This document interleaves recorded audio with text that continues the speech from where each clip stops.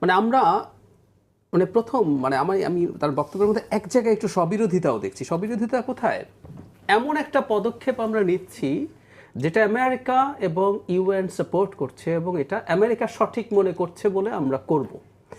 এর মধ্যে আমরা আমাদের মানে আমরা 3 ডিভিশন সোলজার যদি ওখানে রাখি, তার মানে আমরা, এবং ভাইয়া যেটা বলছেন যে আমরা আরাকান আর্মিকে আউটনাম্বার করতে চাই, 25,000 সোলজার, তাদের সংখ্যা যেহেতু কম, তার মানে আমরা রাখাইনে প্রয়োজনে সেই করিডোর বা আরও কিছু যদি আমরা করতে চাই, আমরা সেইভাবে প্রস্তুত থাকছি।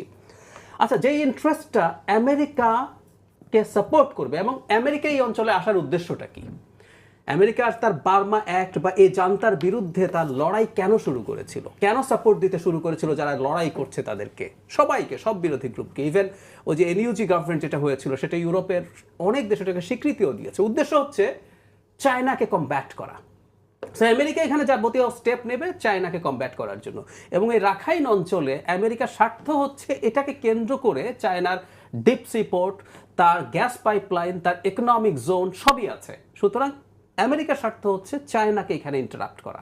তাহলে বাংলাদেশ যদি আমেরিকার হয়ে সেখানে যায়, চোখ বন্ধ করে সেটা চায়নার স্বার্থের বিরুদ্ধে যাবে।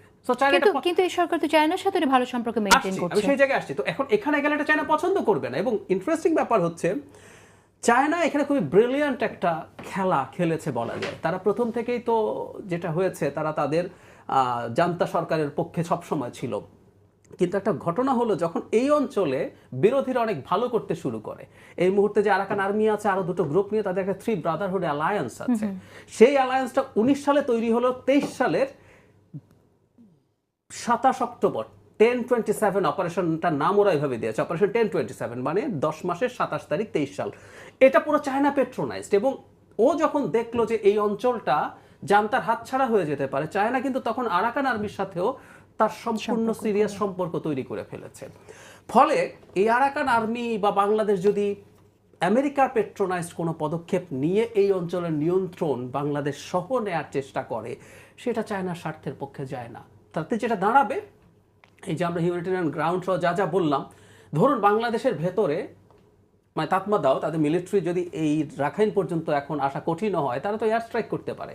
এবং বাংলাদেশের ভেতরে যদি একটা ম্যাসিভ এয়ার স্ট্রাইক হয়, আমাদের মতো একটা সার্বভৌম দেশের এটার বাইরে থাকা কিন্তু কঠিন হবে। এর আগে আমরা দীর্ঘদিন চুপচাপ ছিলাম, আমাদের এখানে মর্টার শেল এসে পড়েছে, ওদের ছোঁড়া গুলিতে আমাদের মানুষ মারা গেছে, মর্টার শেলে মানুষ মারা গেছে। শেখ হাসিনার সময়ের কথা বলছি।